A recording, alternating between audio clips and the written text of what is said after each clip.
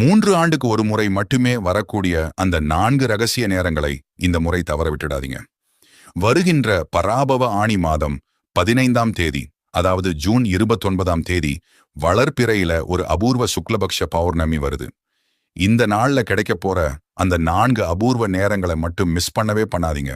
உங்க வேண்டுதல்கள் அத்தனையும் நிறைவேறி வீட்ல செல்வம் அள்ள குறையாம பெருக இப்போதே கமெண்ட்ல ஓம் முருகா போற்றின்னு சொல்லிட்டு வீடியோவுக்கு ஒரு லைக் போட்டு நம்ம சேனலை சப்ஸ்கிரைப் பண்ணிக்கோங்க.